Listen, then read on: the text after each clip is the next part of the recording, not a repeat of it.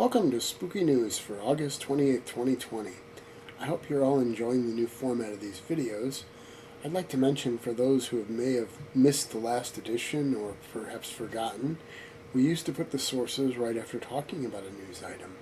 Now all the sources go right at the end of the video, so if you want more information about any of these, be sure to stick around for the sources. Also, remember, Spooky News and pretty much all of Spooky Ventures is supposed to be interactive, so please interact. Subscribe to our channel on YouTube, share our videos, like our videos, and comment. If you have ideas for things we should talk about, send them to us. If you produce spooky stuff and you'd like to be interviewed for a spooky interview, let us know. We also are interested in starting to do some spooky spotlights. If you think that sounds like something you'd be into, get in touch and we can work out details.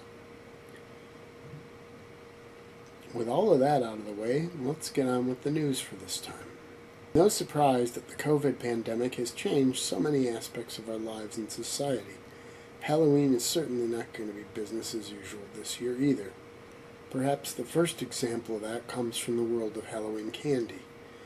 You might have noticed that the sweet treats have been showing up in stores early this year. It's a reaction to the fact that Halloween celebrations are expected to be greatly reduced in 2020, at least in terms of trick-or-treating and candy giving. So some of the candy companies and stores have been pushing the stuff out 2 to 4 weeks early. Also, some of the manufacturers are opting to put more of the goodies out in all year round packaging versus dedicated Halloween packaging. And of course, candy isn't the only change you can expect this year. I've been seeing all kinds of news articles about changes to haunted attractions and events. There are a number of trends involved. Quite a few of the events are just plain being canceled. I know I've seen a list recently from my home state of Illinois that shows canceled events. It's completely understandable, but it's also a sad state of the world we're in right now. It's a big disappointment for those of us who live for spooky season. Some attractions are coming up with ways of adapting, though. A haunted Sawmill attraction in Merrill, Wisconsin is one example.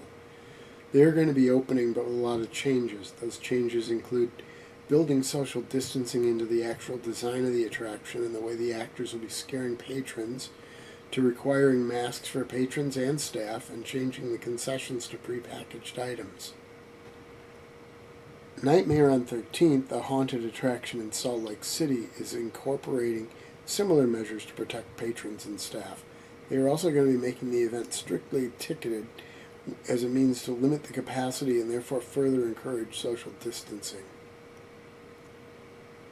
An attraction in East Orlando, Florida, though, is taking a different route. Instead of a haunted experience that you walk through, they have developed a haunted road attraction. Patrons will drive through and experience various scenes from the socially distanced comfort of their own vehicles. Even the ticketing is contactless and will be based on the vehicle's license plate. I guess the real takeaway here is that while some events are going to be canceled, don't assume they all are. Some people are coming up with adaptations to bring the scare to the public while still maintaining a safe environment. Check your local events calendars and the websites of your favorite attractions. They just might be open this year after all, with just some new ways of doing things. If you are looking for some new music for your spooky celebrations, an act named Electric Dragon might just have what you are seeking.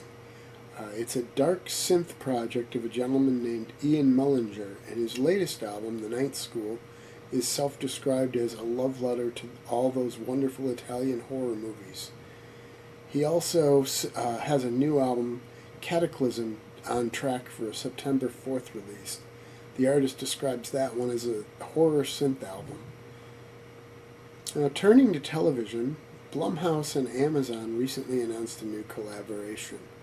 They're producing an anthology series under the title Welcome to the Blumhouse. Rather than hour-long installments like most television anthology horror, each will be movie-length. That's similar to the series Blumhouse has on Hulu, Into the Dark. This new series is said to be tied to the Halloween holiday, but not necessarily in a direct way. I'm interested to see what they do. I've become quite a fan of Blumhouse recently. Well, that wraps up this edition of Spooky News. We'll have a new edition in the next 2 to 3 weeks. In the meantime, please keep yourselves safe and healthy, and always keep it spooky.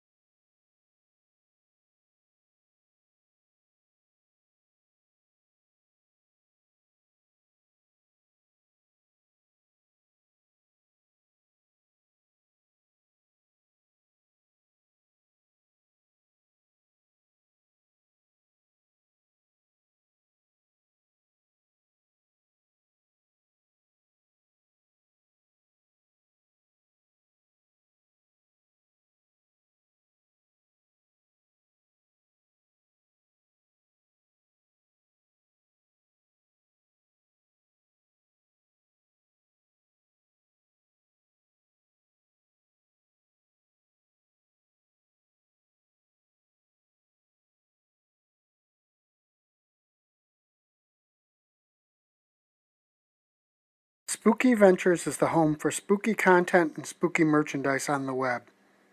Check it out today at spookyventures.com. And remember, always keep it spooky.